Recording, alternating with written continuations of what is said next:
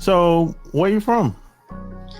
I live in Surrey, BC, Canada. How about Oh, you? yeah, I'm in Charlotte, North Carolina.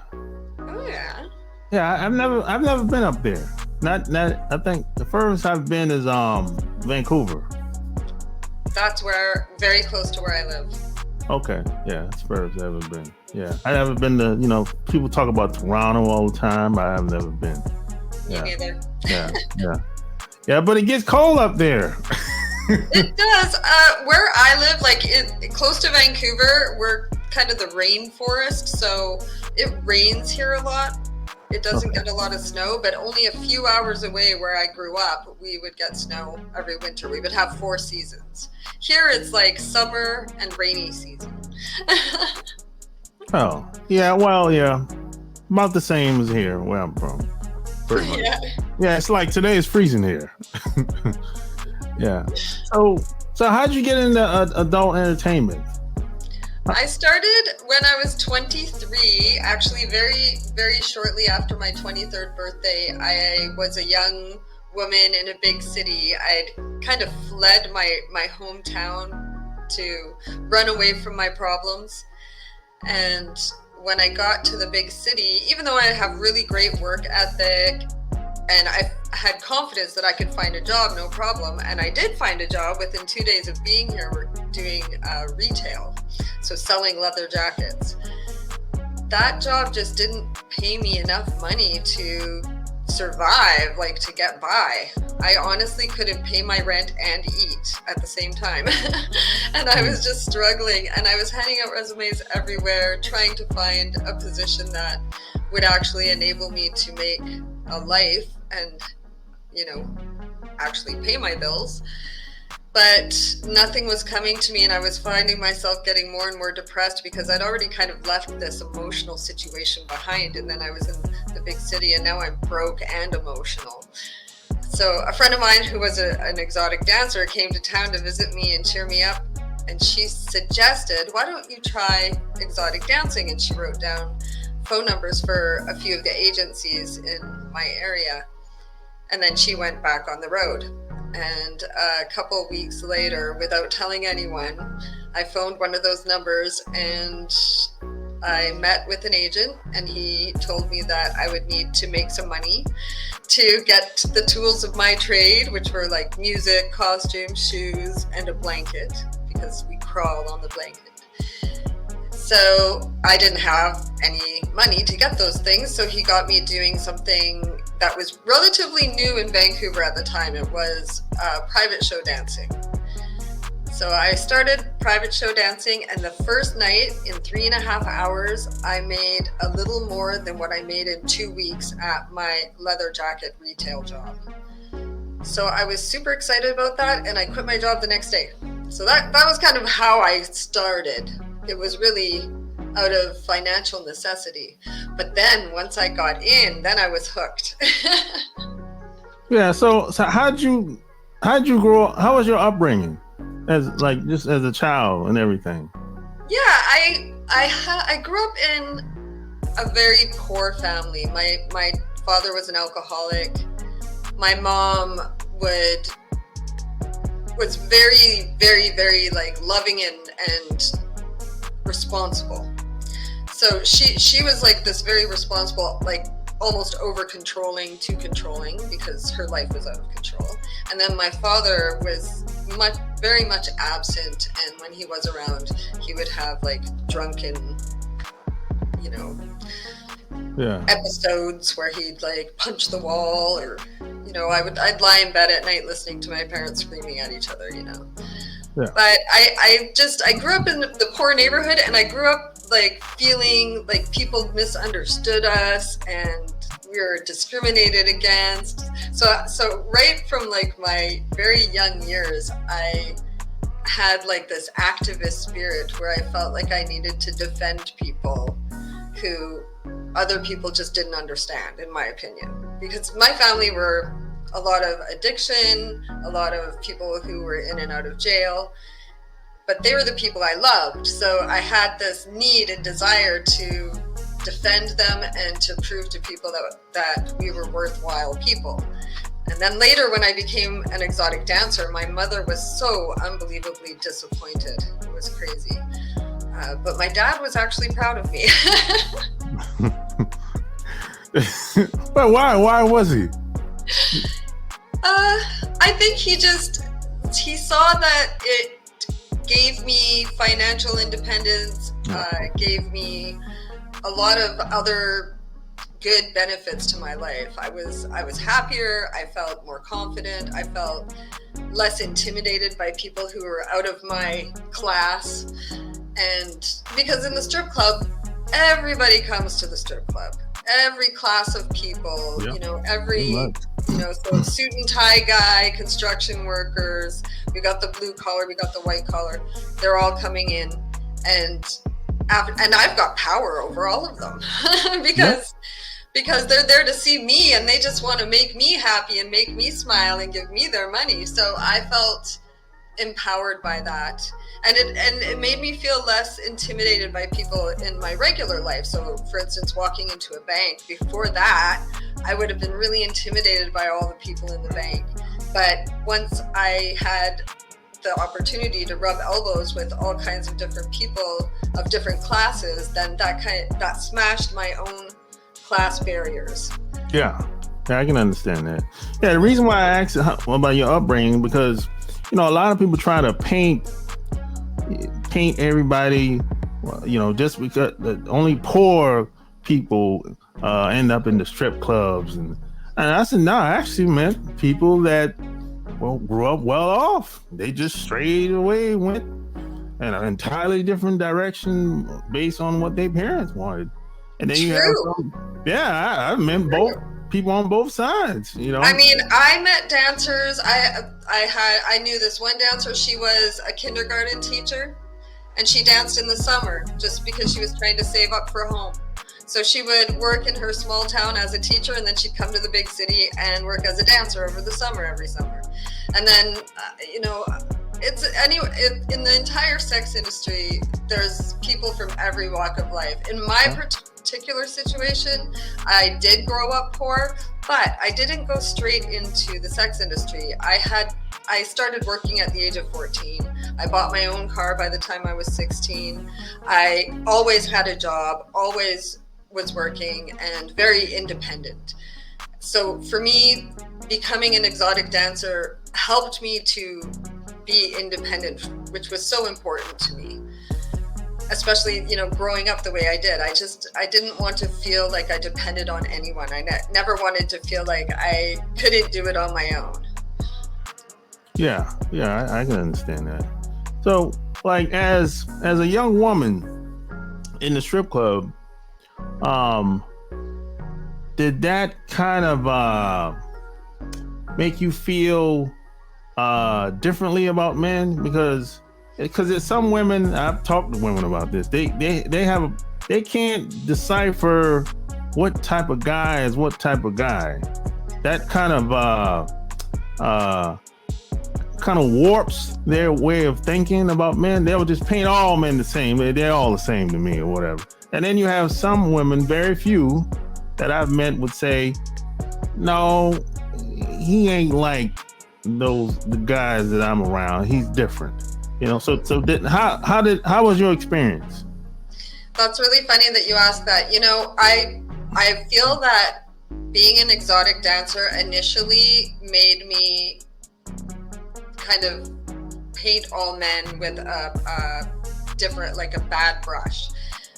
I started out coming into the industry already kind of like mad at men and jaded from my past relationships, as a young woman. And then when I got into the strip clubs, I was like, kind of, these are a bunch of men. They're hyped up on hormones. They're drinking. Yep. You're going to see the worst kind of behavior in the strip clubs. And interestingly, because I've waitressed in lots of different kinds of venues, strip clubs were the ones where I was least likely to be touched while I was waitressing. Oh, even walking around as a stripper. The guys know they're not supposed to touch you, that without permission. Yeah. Depending on the clubs, if the clubs even allow that.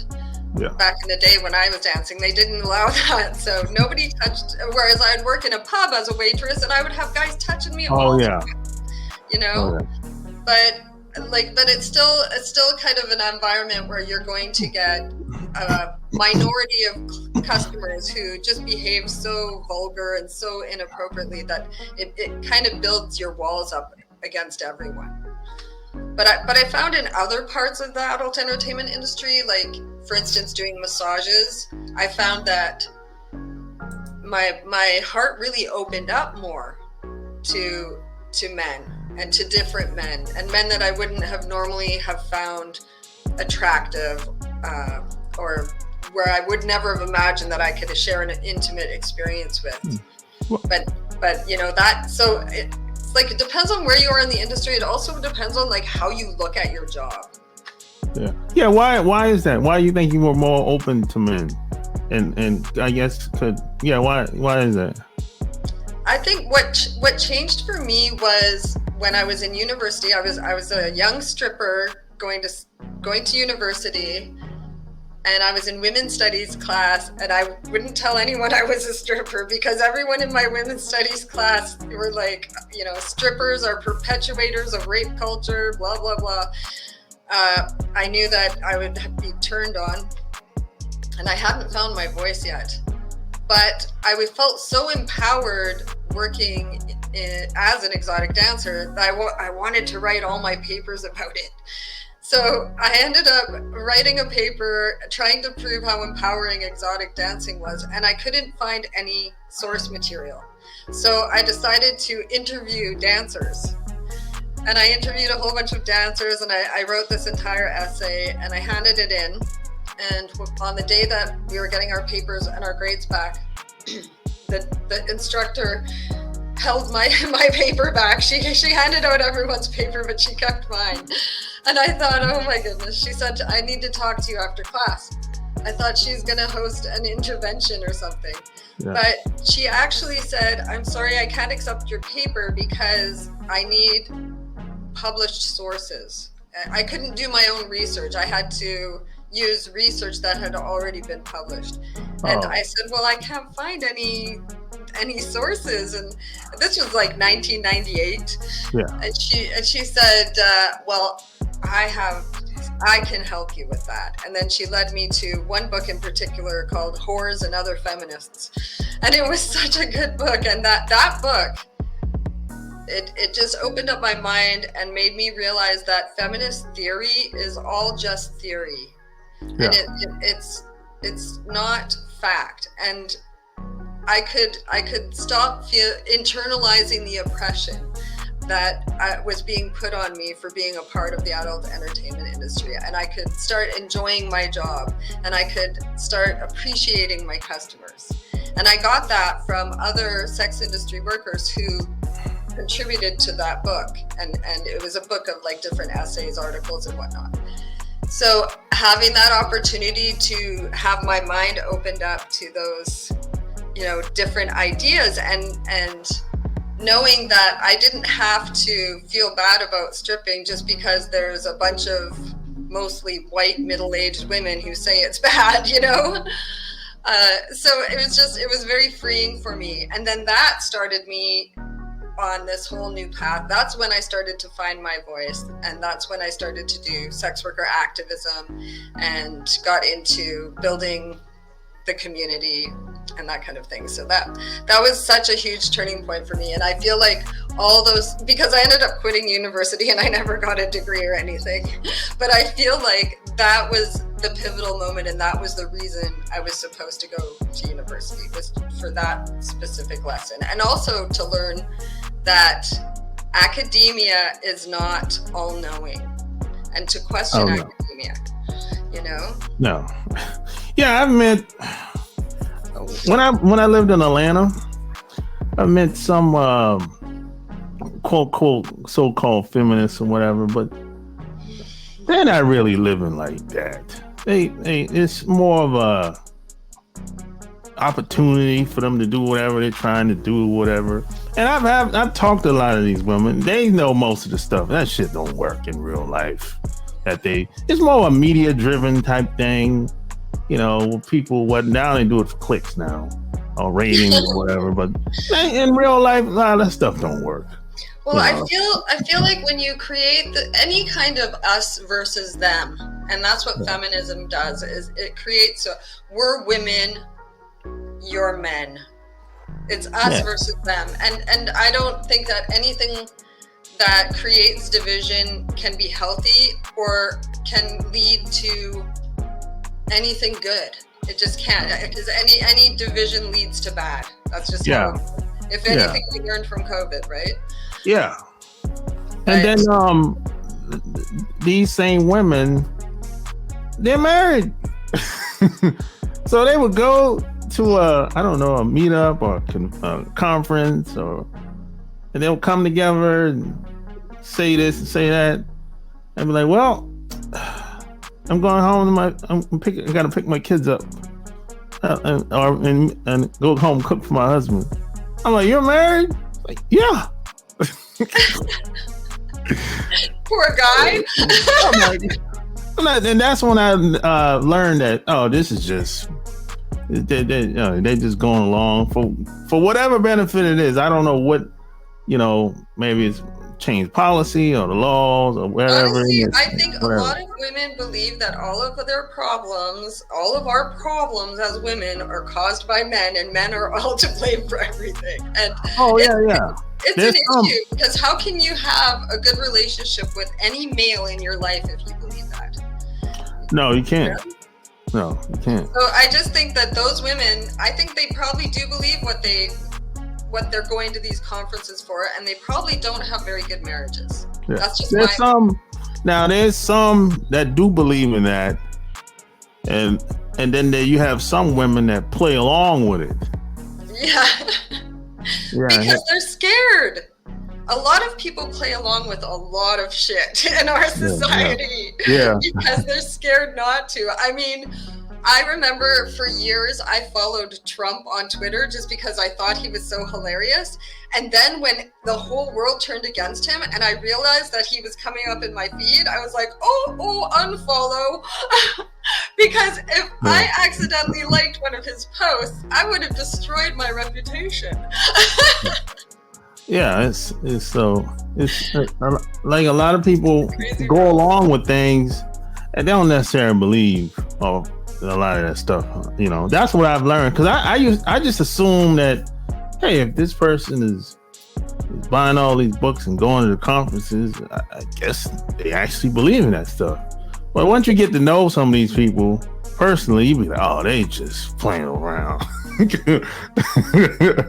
know a lot of people in religion like that too. Oh yeah, big time. Want to hear a funny story that I had happen to me going to church? Yeah.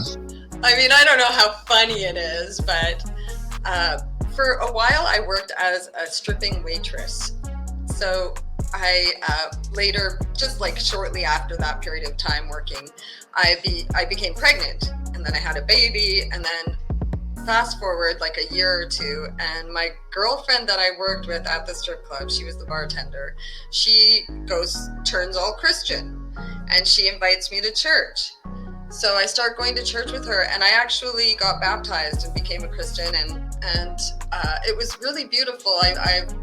It was amazing how, like, I started reading the Bible because I knew my child was going to be raised with Christian values because her father was a Christian. And I wanted to learn more about it. And then it really just talked to me and resonated with me. And it just made my life amazing. But then the little church we were going to closed. So she ended up going to a different church. So one day she invites me to this new big church. And I go with her. And there's a guy there that used to hang out, one of the customers at the strip club that we both worked in. And he's there with his wife. So, and my friend says, the bartender, her and her husband are there. She says, I invited them too. And we're all going for breakfast after. Do you want to go for breakfast after? So we went for breakfast after. I had my little 2-year-old with me, my 2-year-old, the customer and his wife, and my friend, the bartender, and her husband.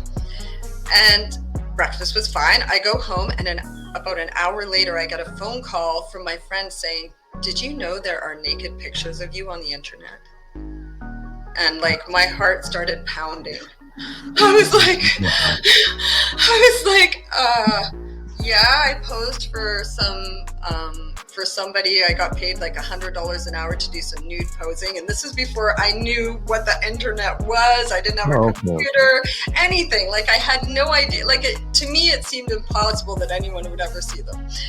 But what had happened is the customer had found pictures of me on the internet, like surfing pornographic websites, printed them up, brought them to church, and then showed them to my friend's husband in between church and breakfast. Like, that was just the weirdest. Like, what are you doing at church, buddy? I'm telling you, people do weird things in these churches, man. Yeah, you would. Shocked. You would think that would be the last place for somebody to even think about doing anything like that. Right? But no, it's not. There's a lot of weird stuff going on in these churches, man. I was so shocked. I couldn't believe it. But it turned me off of going to church for a long time. It made me like more careful about trusting people just because they, went to the same church or seemed to be what they seem to be. But they don't always. They aren't always.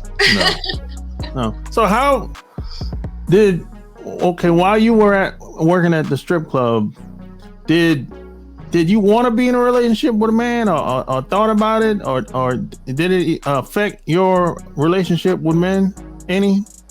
Yes, it did. I had a lot of men try to date me and ask me out.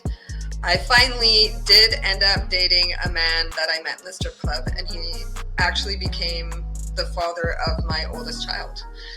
But he couldn't handle it. He got very jealous.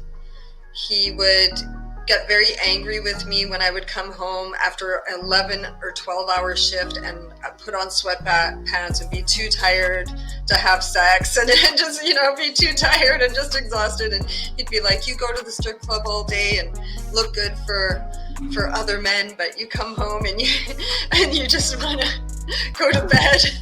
I was like, I'm tired.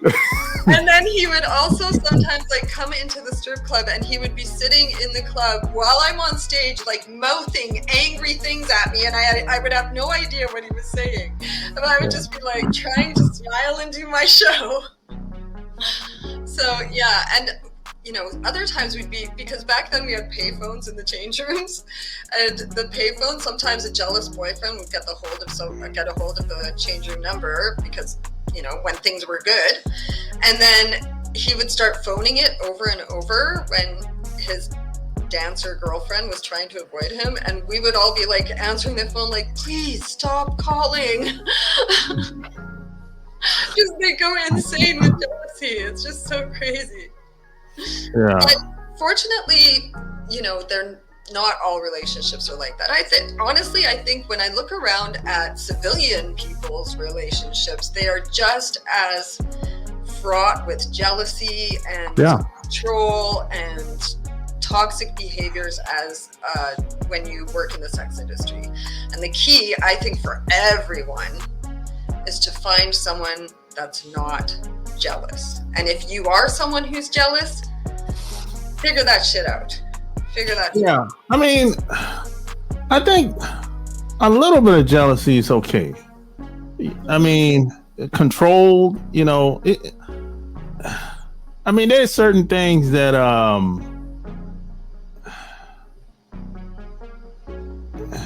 maybe if you see a guy, let's say if you go to the restroom, right? Let's say you're in a restaurant or whatever, you go to the restroom and come back and some guy is sitting down talking to your wife, you'd be like, no guy would like that. Mm-hmm. But you don't have to, but there's a way to handle it. Mm-hmm. That's what I mean when I say a little jealousy is okay. I think so too. I think that we all have a little jealousy, and it just proves that we care about the person. But we have to get control of that green-eyed monster. So when I feel jealous, I stop immediately and remind myself that this person is choosing to be with me. Yeah.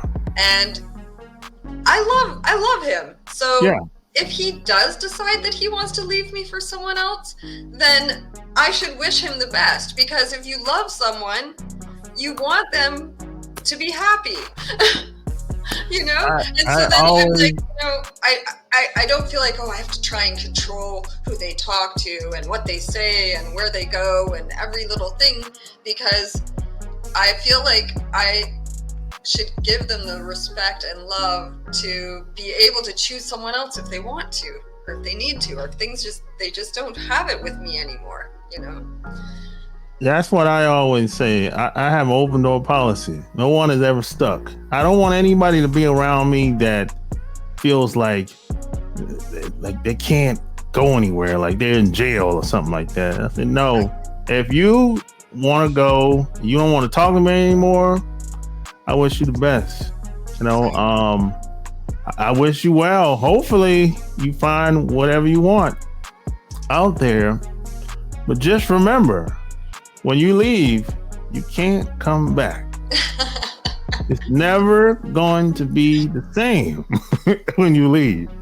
I always say that, you know, so I think like if people can't have respectful communication and they want to just punish you because they're mad at you for whatever reason, then like that's unhealthy. That's toxic behavior. After being in a couple of pretty bad relationships, I've decided that I won't even tolerate a rude tone of voice. Like, yeah. I can't. Talk to me with respect, and I'll talk to you with respect, and we will talk with respect for the rest of our lives if we last that long, you know.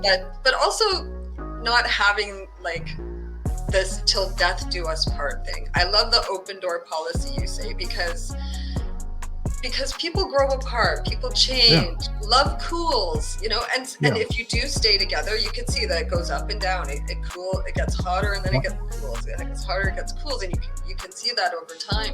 But often you can only get that hotness back with some effort. Yeah. You know, the two people recognizing, or even just one person recognizing, you know, wow, our intimacy has fallen apart. I need to do something to connect with my partner again, you know. Like when I told my partner, who I'm with now, and he's amazing and wonderful, and he does get jealous sometimes, especially because I work in adult entertainment. But he says that when he feels jealous, he stops, and then he just kind of laughs at himself, and he gets over it. And that's what I try to do as well. And I even feel like if he cheats on me, let's say he cheats on me and doesn't tell me, I guess that's cheating if they don't tell you. Yeah. I mean, yeah, that's essentially that's what cheating is. I don't know what's going on. Yeah. Right? So let's say he cheats on me. I feel like either it will be a nothing, that it was just a something that he did and it didn't change his feelings towards me whatsoever, or it will be a something and then it will come out in the wash somehow. I'll find out eventually. Things like that always do. And so I don't need to sneak around, you know, checking his phone or asking him where he's been constantly so that I can make sure he doesn't cheat on me, because there we are again, trying to control or own the other person. And I have enough trouble controlling my own life and my own mind. I don't want to try and control other people too. Exactly. Because when I was younger, I used to, you know, run around and cheat when I was in a relationship with women. And most of the time it sucked. I was like, "Oh, you're a waste of time. My girl was better than you. Oh my God, my girl is better than you." I remember when I was single after I left my husband, my two younger children's father, after we separated, I was just starving for affection, and I was looking for some good sex, but I just did not want to be in a relationship. So I had a few one-night stands, and the third one, shitty one-night stand, and they all were. The third one, I was cabbing home because I'd gone to this guy's place, and I was cabbing home right after, and I was literally laughing at myself in the back seat of the cab, thinking, no more, I'm not doing this anymore. Yeah. most of the time they suck. A lot of people will say differently. Oh man, I love one night stand. Man, I don't know. Maybe your experience is different than the rest of us. Most of them suck, man. I know. Well, even like hiring a provider, you know. So when I started doing a sensual massage, I wanted to know what it was like to be on the customer end of the transaction. And so I went and hired a provider myself. I hired providers on 2 different occasions. And the first one, super sweet, wonderful guy, good looking, but I just didn't feel any kind of connection with. The second one, I had an amazing connection, and like it was, you know, like, woo, you know, it was amazing. So I got to see that perspective. And I feel like the cool thing about going to see a provider is that if they're a professional, they are intending to create a wonderful experience for you. And you don't come across that with, especially one night stands. You rarely come across with someone that's willing to really put in some effort and make it a special, enjoyable interaction, you know? So like even in marriages, you know, I was just talking about this the other day, how, you know, it's so funny after you've been in a relationship for a long time and trying to negotiate sex. It's just not the same as it used to be. It's just, no, you know, you have to the TV and like, hey, you want to do it? And it's just like, where's the mood music? Where's the romance? you have to create it, continuously create it. You know, because like you said, it goes up and down in cycles and stages, and the longer you're together with somebody, people change, as you know, and that's just how it is. And basically, their bodies change, our bodies change, we grow older, men will have different issues with getting older, women will have different issues with getting older or with health issues, and so that creates insecurities, and it creates situations where we should be having more open conversation, but if we don't, then the intimacy is just... Well, you hit a big one when you said health problems. Yes. Oh man, that's a big one. As you popping, especially if they popping pills, oh boy, them pills, man, will change everything. You know, that's why I'm anti-pill. Good for you. I'm very pro supplement. I love supplements. Yeah, like I'm herbs. Yeah, that's cool. But anti-medication, drugs, none of that. Yeah. So, I guess.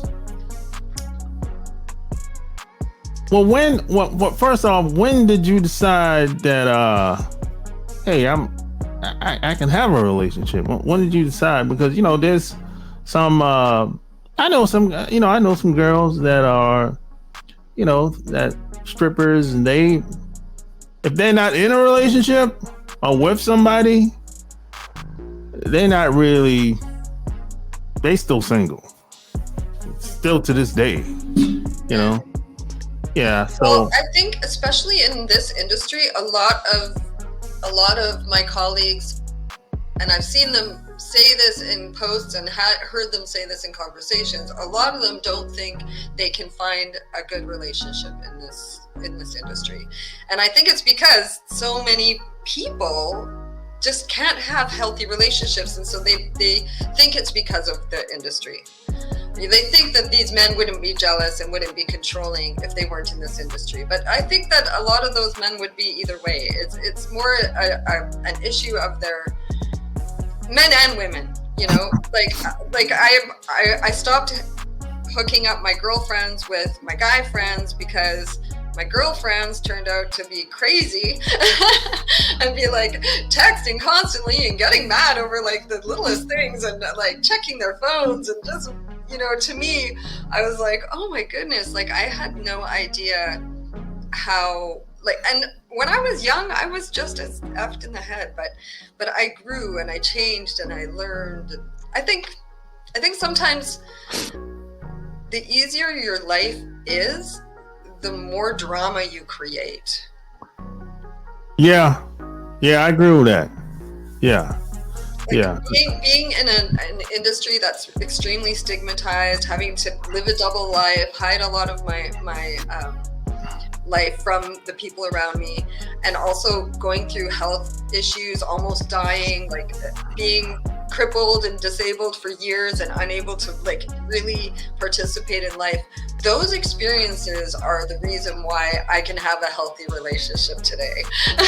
You know? Yeah. So what did you have some weird, did something happen? You had some weird, crazy, tragic experience? Because Yes. a lot of people do.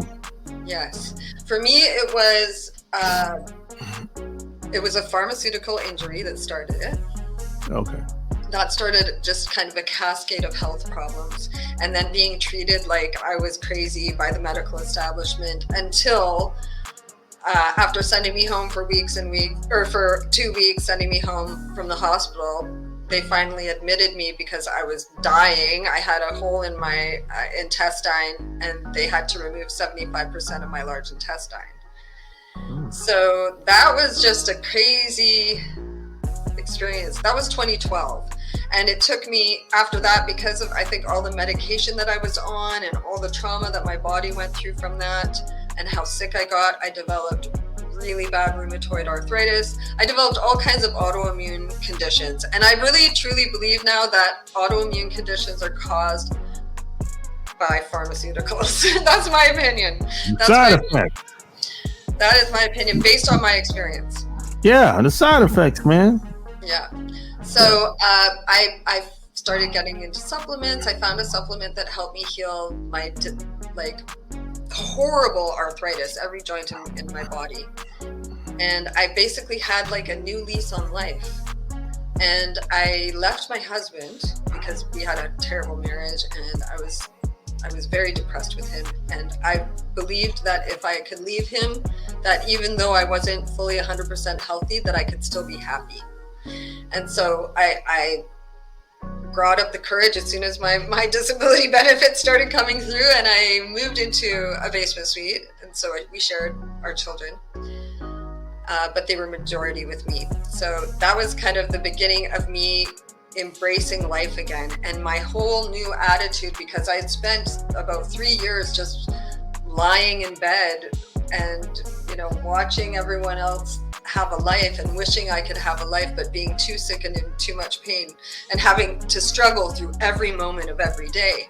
So when I had the new lease on life, I was like, I am going to be happy every single fucking day. Excuse my language. Sorry. Oh, no.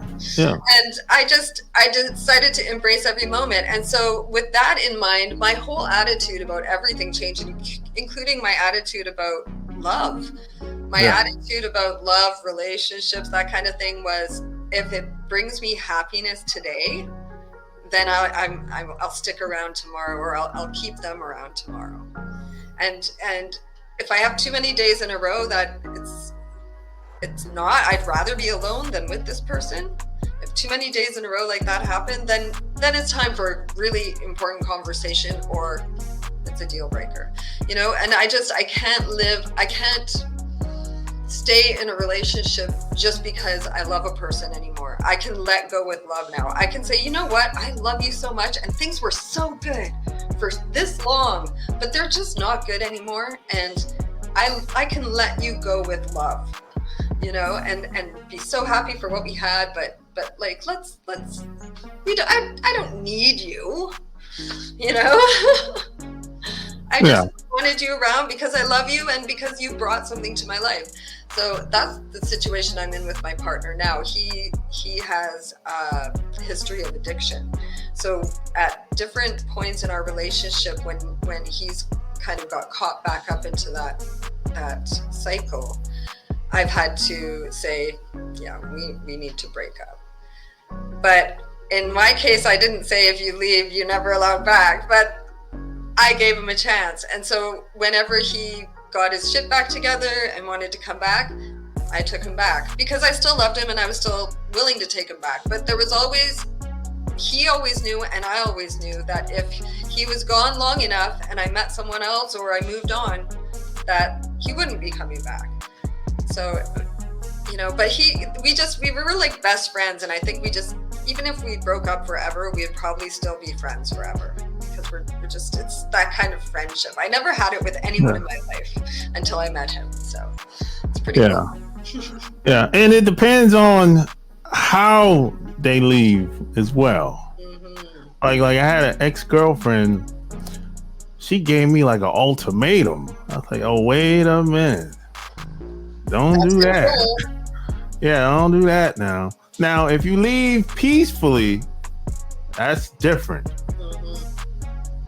Maybe I will consider you coming back. Totally. But if you give me an ultimatum. Or have you ever had like a girlfriend that you wanted to break up with and tried to break up with, but they wouldn't let you? Oh, yeah. Oh my gosh, those are the worst people. When I met my current partner, one of the things I said to him was, I can't stand people that don't let you break up with them. So if I ever break up with you, or if you ever break up with me, it's over. You know? He kept showing up at my house. Unannounced. You know? That. So I understand where you're coming from. It's you know, there's always exception to the rule, you know, that, like I always say, you know. But how I mean, I guess, how does your husband, how does he feel about your upbringing and what you do, and how did he feel about that when y'all first met? Well, I met him in the strip club.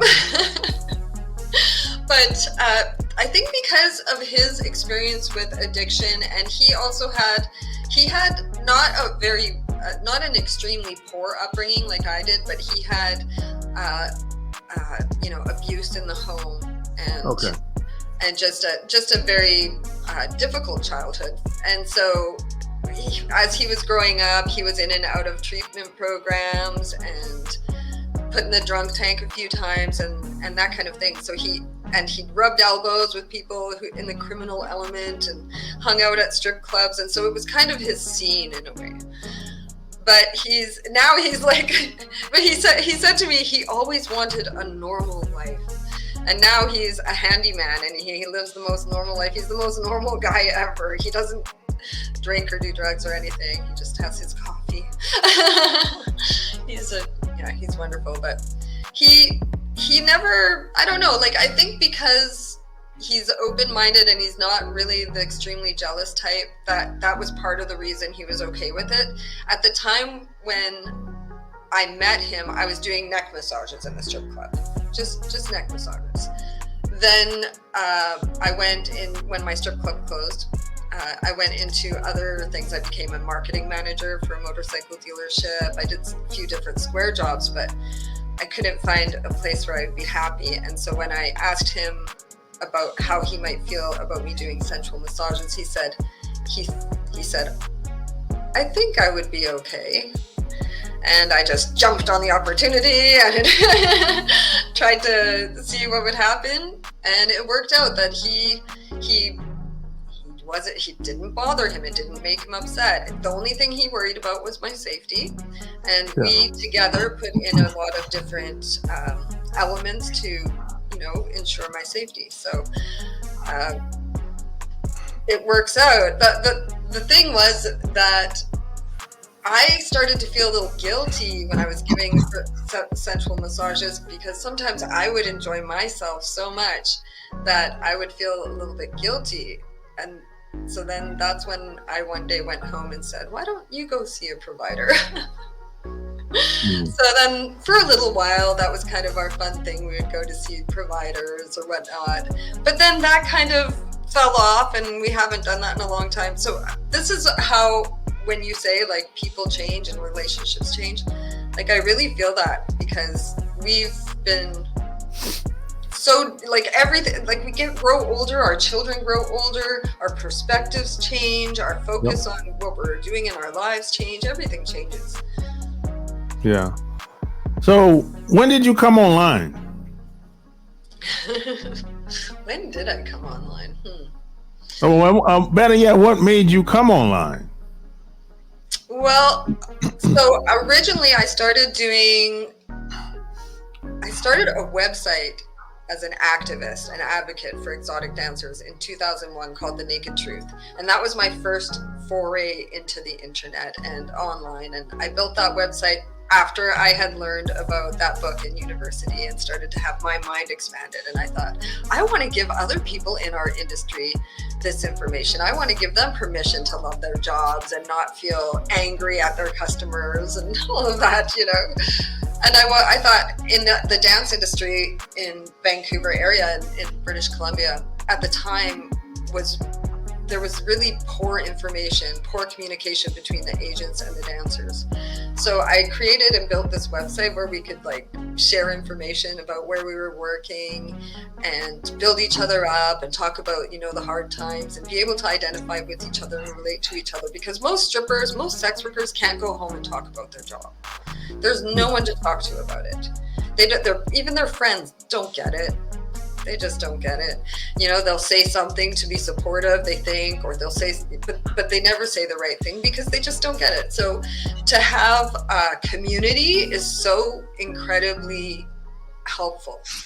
So I did that, and then I did that for years, but I never went online doing like adult stuff. Oh, wait, I told you the story about the nude modeling that went online. That was in 1998, but I honestly didn't realize what I was getting myself into. But more recently, in my 40s, I think I was about 45. I'm turning 50 in a month. But when I was 45, I decided to start a fan page. And I started posting nude photos and that kind of thing. And now I'm addicted. I love it. It's just so fun. It's so fun to have the sexy photo shoots and slowly undress it, you know, and the pictures get like naughtier and naughtier, and it's fun. I love it. And then I recently had a surgery where I now have an ostomy, which is like a poop bag on my stomach. And I thought, I'm not going to be able to do sexy photos anymore. I'm not going to be able to have a fan page anymore. I thought all of that was coming to an end. But apparently there are other bikini models and porn stars who have ostomies. So that inspired me, and I decided to keep going. And fortunately, I still have a fan base, and I'm getting new fans. That it's interesting because as my life changes and I grow older, my fans, their lives change and they grow older as well. And a lot of people going through their own different health crises, whatnot, want to see someone like me being bold and unashamed of the changes that my body is going through. So if it helps people, I love that. And if it allows me to do what I love to do, which is like be sexy on film, then I think that's even more awesome. Yeah, that's good. Because, you know, a lot of people, you know, they hate social media. They don't like being online. They don't want anything to do with it. And even a lot of people that I talk to, even still to this day, even the one that have square jobs, they don't really want to come online. And the ones that are online, they are very skeptical in the beginning. They don't like how they look on camera. They don't like the pictures. They don't like how their voice sounds. There's all kinds of stuff that people come up with. So that's good. When the camera turns on, his face goes like this. He just he's so good in person, but on camera, he's just like, it's hilarious. Yeah. So a lot of people are different when it comes to being online for whatever reason. You know, I'll be like, hey, that's you. That's how you look. You know, if I don't know, they don't like how you look. I don't know. You know. So what do you mean? Have you tried online dating? Just curious. Oh man, I've done it many times. I've been online since 2006 at plentyoffish.com was my first account online.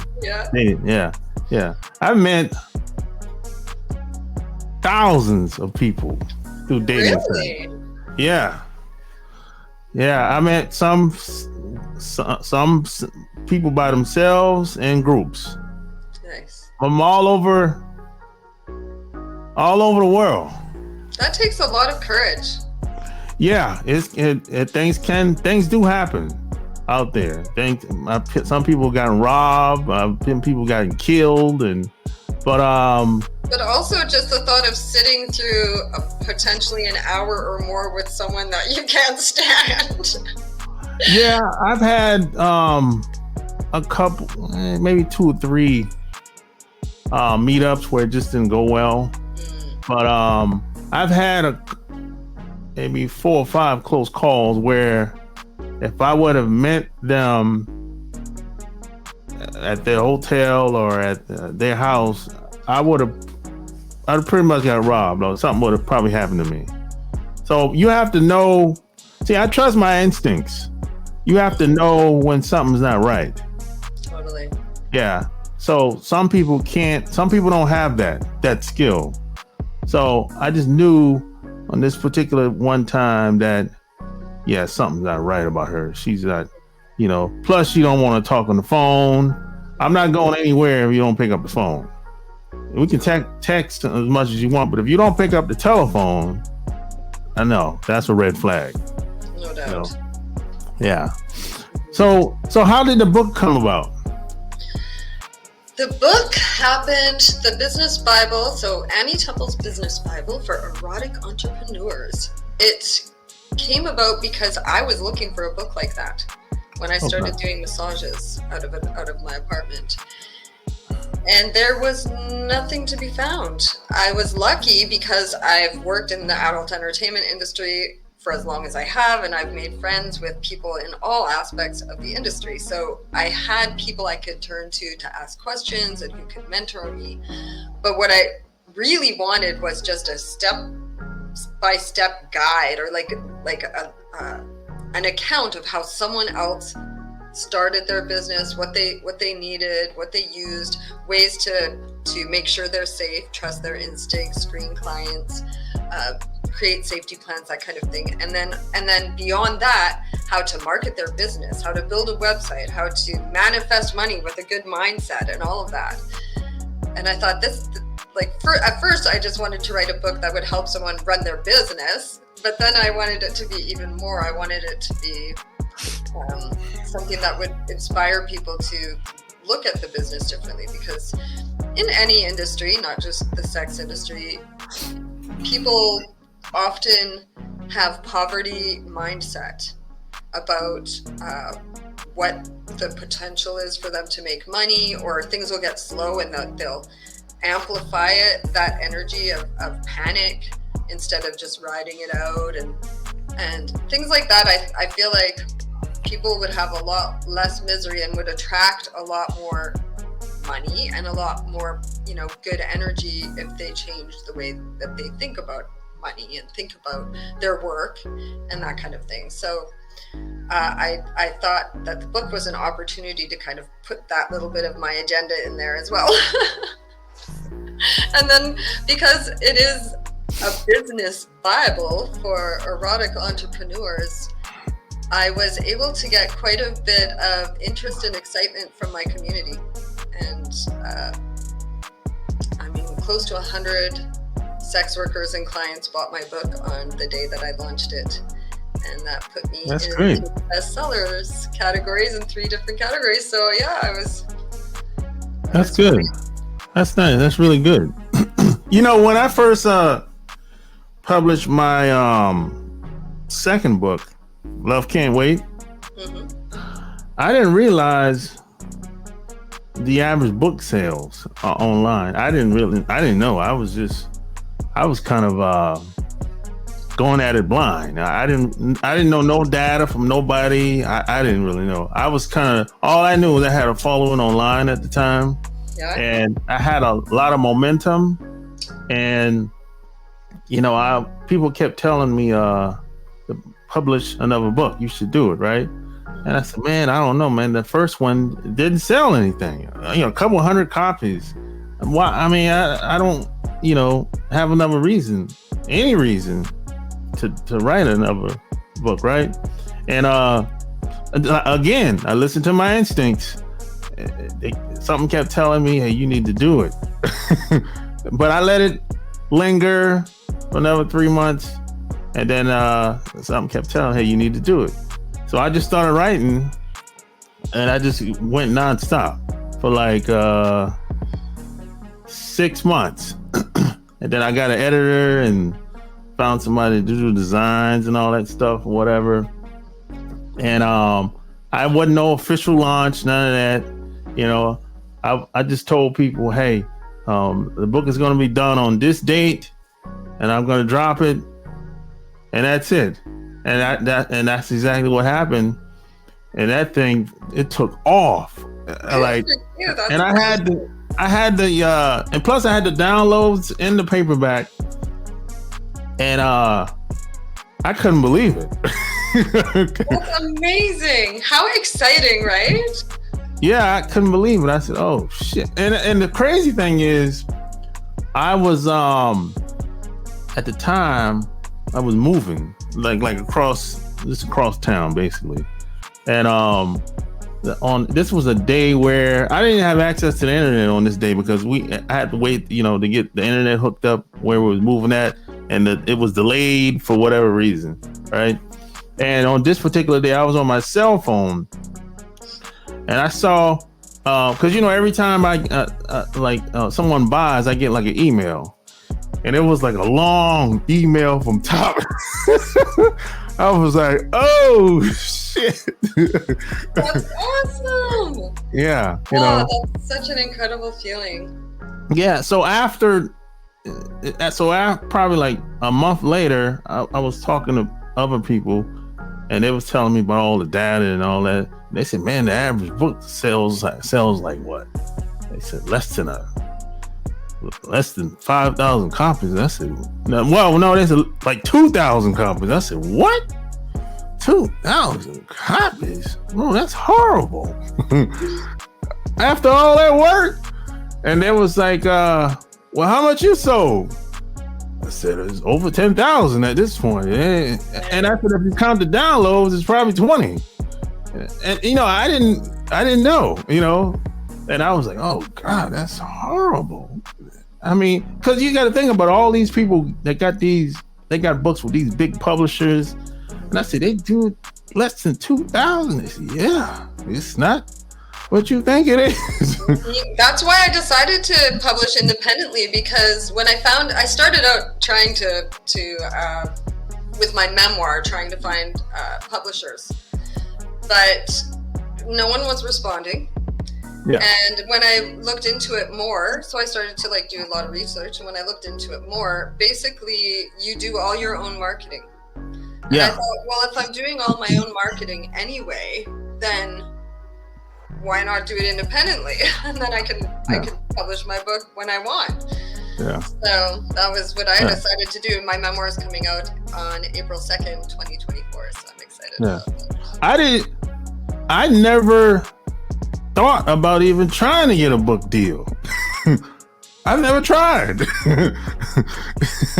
That's how blind I was. Yes, let me tell you. You have to fill out, they give you every single publisher and or literary agent has different rules, different things that they want from you. So you have to recreate your proposal for every single one differently. It takes so much work, and it's mostly for no good thing. And I heard response. It's just oh. And I heard about all the rewrites, and I said, it's man, if you might write something, they'll be like, they might delete all of that. And I was like, what? Oh no, never mind. You have control of your own work. Yeah. So do you ever because you have kids, and I know you have maybe some, you probably don't have it now, but in the beginning you might have had some friends that probably thought, hey, why is she in that strip club? Or maybe you might think about what your kids might say one day. You ever think about stuff like that? Oh yeah, especially as soon as I became a mother, my first child, I have diary entries, and I even have letters that I wrote to her saying that I hope one day you don't judge me and that kind of thing.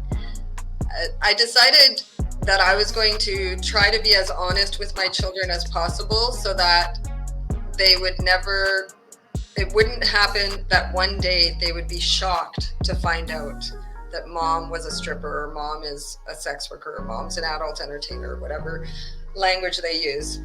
So age appropriately, I've just tried to let them know over the years. Because a lot of times it's especially when it comes to kids, it's the other kids that'll say things to them while they're at school or wherever they may be or whatever. Or it's not necessarily your brothers and sisters so much, it's the people that know them that they don't want to hear it from other people. My biggest fear has always been that one of their parents will not allow, one of their friends' parents won't allow their child to hang out with mine. If they find out. Yeah. So thankfully that did possibly happen once when my daughter was really young and I was still kind of hiding what I did for a living, and I told one mom in the kindergarten class, and I think she might have told other moms, because after that all of the play dates suddenly dried up and people made excuses, and I thought, oh, did they find out I was a stripper? But honestly, I'll never know, and I could have just been thinking that. Yeah, because even if I would say majority of the time, if people know things, you don't necessarily gotta be a stripper or an entertainer. You can be swingers, and if people find out, they'll be like, they might not say anything to you. You might it might be your neighbor. They won't say anything, but you won't be invited over to the party anymore. People are so judgmental. Yeah, because I've met people and they were swingers or whatever, and most people are very secretive, and I understand, but at the same time I'd be like, look, I know there's some people that take things too far. That's just how it is. But I think the majority of the time, I told one woman that I know, I said, look, your family don't care what you got. They don't care who you sleeping with. They don't care. And I said, hey, test it out and see what happens. If you go to your sister's house and start talking about some guy you got on the side, she gonna be looking at, why are you telling me this? Most of them, they don't care. No, they just know that you're my sister, you're my brother, and that's it. Or my niece or whatever. That's it. They don't really care who you lay up with. It's not really that serious. But there's some people out here that take things too far. They're like, hey, I find out your alternative lifestyle, so you're not invited over my house anymore or whatever. And those people, I look at it like they wasn't really into you like that anyway. If they're gonna take it that far. Yeah. Those who mind don't matter, and those who matter don't mind. Exactly. So true. Yeah, there was a situation in elementary school when my oldest daughter, my younger kids one was born, but wasn't in school yet, I think. But we had a big stripathon event, and the cancer organization that had accepted our donation the year before refused our donation this year. And so we put out a press release trying to find a cancer organization that would accept our donation from strippers. And it was insane, kind of like what happened with your book. The news went crazy. I started getting like all these calls from different newspapers. First of all, in like where I live, then across my country, then around the world. It was just insane that people were so upset and offended that a cancer organization wouldn't accept a donation from strippers. Yeah. So all of a sudden I found myself like being interviewed by all these different people because I was organizing the event and I was the one who sent out the press release. And so my face was literally on the front page of newspapers, all the local newspapers, and people were flooding the local newspapers with letters to the editor. It was amazing. But I was suddenly outed in front of all of my daughter's in front of her elementary school, and I'd been on the Montessori committee and all this stuff, and all these people that had like never known were kind of like shocked. And I was really nervous walking my daughter to school the next day after this all came out. But what was so interesting was that most of the people just acted normal, or they were like, wow, I saw you in the newspaper. That's really great. And one of my daughter's friend's mom, an Asian woman, she was cutting out the clippings that she found in the newspaper and bringing them to me. And there was only one person who had really liked me before that, who kind of turned against me, and it was one of the teachers. And I just let it go. I continued to treat her with respect, but I just let it go. Yeah. You know, one of the things I found when I stopped feeling insecure and wondering what other people think of me was I started to notice that almost everyone else is wondering what I think of them. Yeah. And then I was like, oh my God, we're all just a bunch of insecure people. Yeah. Yeah, most people...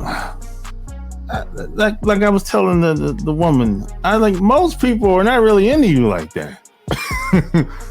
They're not. And I know that doesn't sound good, but they don't wake up in the morning thinking about you like that. They unless you're impacting their life directly or indirectly.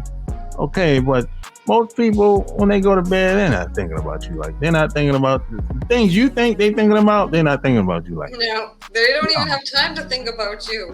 Exactly. They got too much stuff on their own to be thinking about. And it's the same when you feel like you see it on social media all the time, where people are like, when you're there for everyone, but no one's ever there for you, or just, whenever I need somebody, no one's there for me. Those kinds of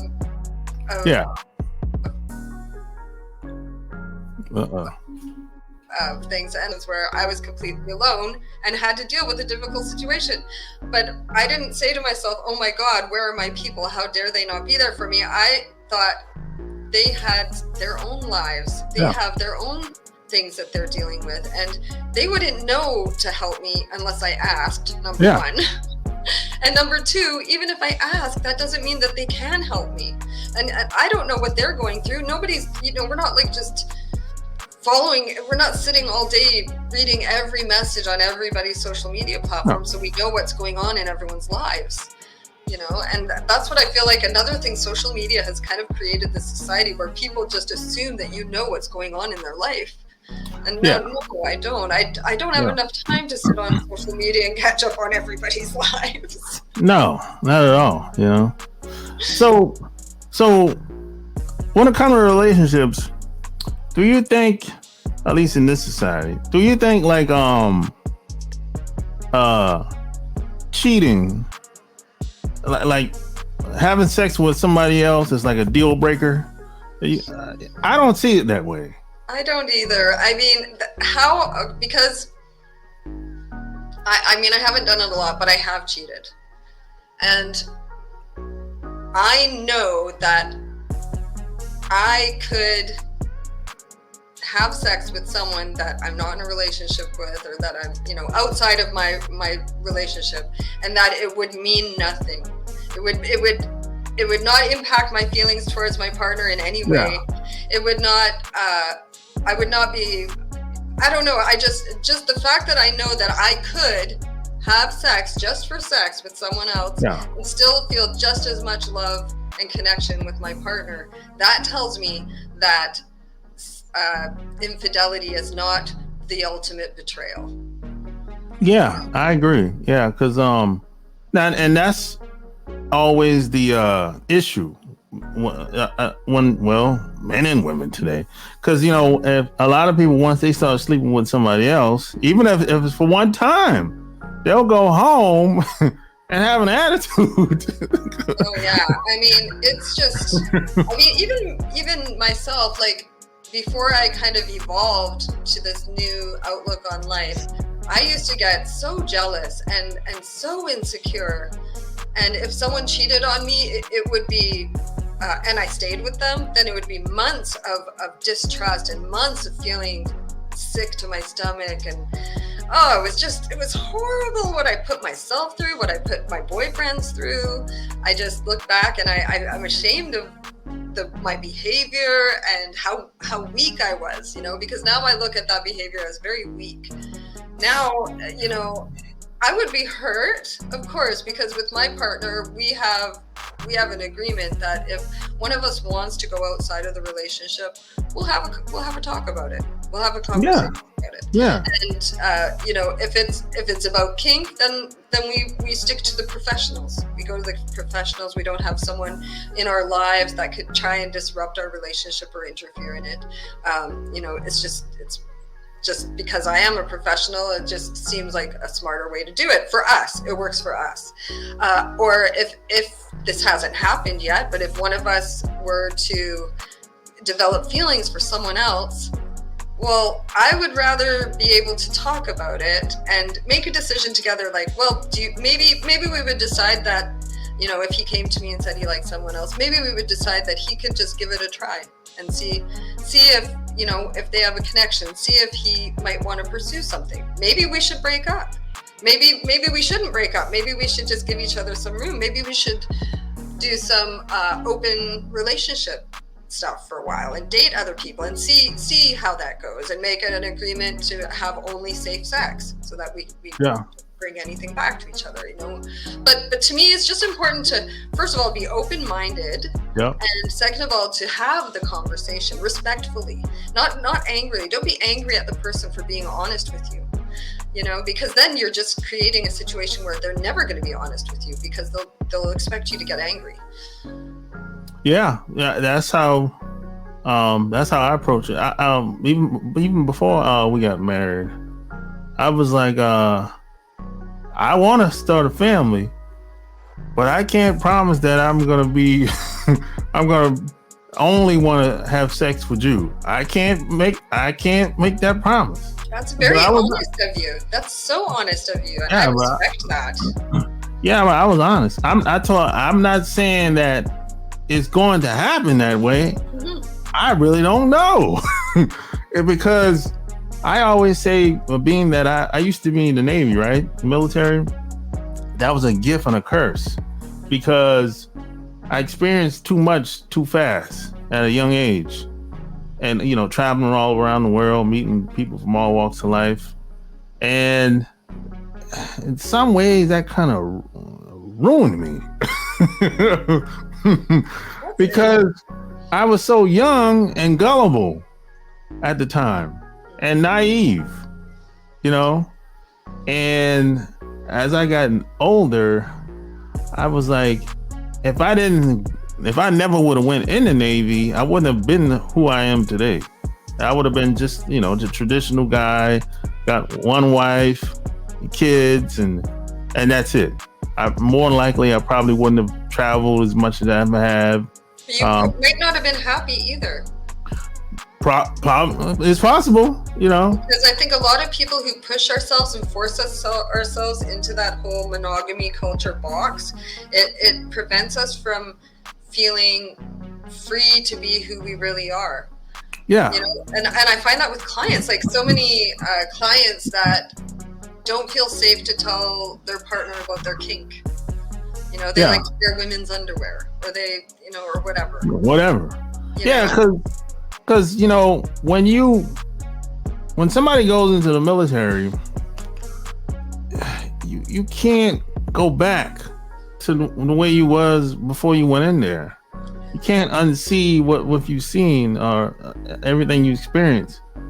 So when you get out, it's kind of like, okay, I've been this way for 4 years or however long it's been, or 8 years, or maybe 20 years, right? And I can't just go back to everything being the way it was before. That doesn't work that way, So, it's a very difficult transition for most people, but that's how I got married when I got out the Navy. So I approached it like, hey, I don't know exactly how it's going to go, but it's going to be a good ride. We're going to have fun. We're going to, continuously travel, whatever. But as far as women, I like being around a lot of women. But the difference is I like being around the same women. I don't drift out. I don't like meeting a lot of different women all the time. That's one thing. The women I know today, I've known them 5, 10, 15, 20 years. And may I ask, how did she react or respond to you when you said that? Was she okay with that? I think it was more she was surprised. But the thing is, I met her while I was in the Navy. So, people say things, people hear things. So, because she has a friend that got married to a guy that's in the Navy as well. So, I think she was more surprised, but not caught off guard. Because when she met me, I was known as the guy that were around a bunch of women. So I'm like, it's kind of like, hey, this is what you get. I am who I am, But good for you. That's awesome that you felt like you wanted to be upfront, because I feel like a lot of people, and especially men, because I've always had more male friends than women, so I'm like you, the opposite way, with opposite sex. And so I know that a lot of my male friends, I've tried to say to them, why don't you just tell this woman that you just want to hook up? Maybe that's all she wants too. Yeah. But they're scared to admit it because they don't want to hurt their feelings. They don't want to wreck their chance, whatever it is, whatever reason they have. They're not comfortable with confrontational conversations. And a lot of people consider that like a confrontation when you admit something like that, or for whatever reason. But it feels like there's way more people who aren't honest than there are people who are. Yeah, I've tried. I've done all that. The lies, that doesn't work. There's no peace and harmony in any of that. So I decided, hey, what would happen if I just tell the truth for once? Yeah. I'm like, okay. And I did it. And I did it. And, there's some people that's going to leave. And I respect that, And then the people that's still around, they say, I respect that you were honest. I said, well, yeah, I mean, the other ways don't work.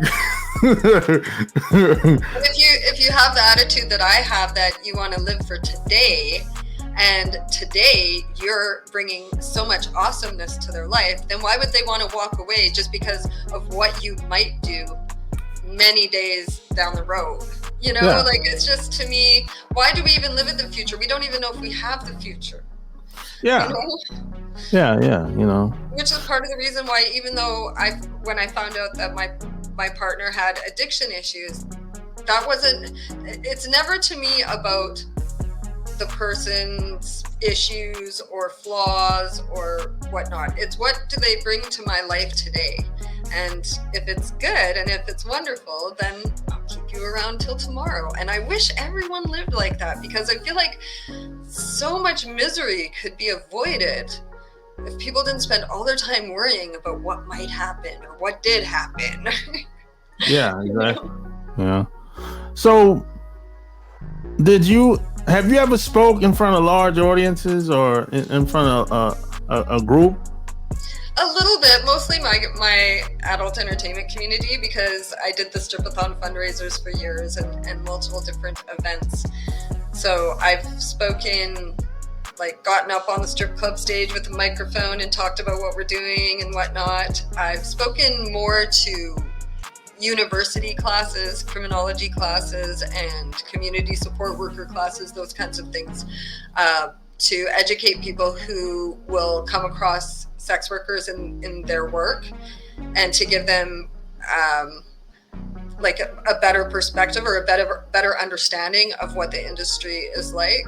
Because a lot of people just really have no clue. I could tell that you have friends that are in the industry, and you've probably interviewed people in the industry, and so you have someone you're comfortable talking about sex. obviously a knowledgeable person, but most people really, they only know what they see in the movies, or what they hear, the whole feminist rhetoric that's really about, like, most people think sex workers are all exploited. Most people think that we're all degraded. Most people think we're all disempowered and we're all, caught up in, we're so degraded that we don't even know that we're degraded. Yeah. Somehow they say stuff like they've been exploited, taken advantage of, somebody made them do it, or they've been pimped out, or they say stuff like, I've heard a lot of that stuff. I'm like, see on the news, like, the police just busted this huge trafficking ring, and then you see all these sex workers being led out in handcuffs. And you're like, those are the victims? A lot of that stuff started on these talk shows back in the day, in the 90s. That's how a lot of that stuff got started. I mean, I'm not saying trafficking doesn't exist. It does absolutely exist. Does, for sure. And I have friends who were sexually exploited youth and or trafficked, and later became adult consensual sex workers by choice, and can easily tell a person the difference between those two. It is a difference. Like there's so much difference. The difference is consent. Exactly. Like one girl, I met her, she was from Spain, and she told me she met some guy that said, "Hey, you want a job?" She said, "Yeah, but you got to go to America, right?" And they made it, they got the visa and all that, did all the paperwork, and said where she was going to be working at in America and everything. And when she got here, they bait and switch on her. They said, "Hey, you're going to be selling sex." I'm like, "What?" And then they'll threaten them and say, "Hey, if you don't do it, this is going to happen." They might even threaten you owe me for your passage, you owe me for your ID, your passport, your this or that, all the food. And now they're in a new country. How are they going to feed themselves? Who's going to help them? They're not even here legally. I mean, it's horrible. And then there's all these trafficking organizations, like so many sex trafficking organizations, and yet they don't work because they focus on adult consensual sex workers, which pushes the sex industry further underground, which makes people who are exploited more hidden, and makes the people who actually come across exploited people, aka clients and customers, they're less likely to report it because they're criminalized and they're looked down on, and they can get outed, or they could get put in jail, or they could lose their job. And so how are we really helping people who are trafficked? It's not working the way they're doing it. That's for sure. No, it's wide open, So I always say that in the world, I call it the shadow world. Some people call it the underworld. Anybody that operates in that world, from adult entertainment or even on the street, or even in the drug world, whatever. Anybody that has operated in that world, I call it the shadow world. Some people call it the underworld. I call it the outcasts. Yeah.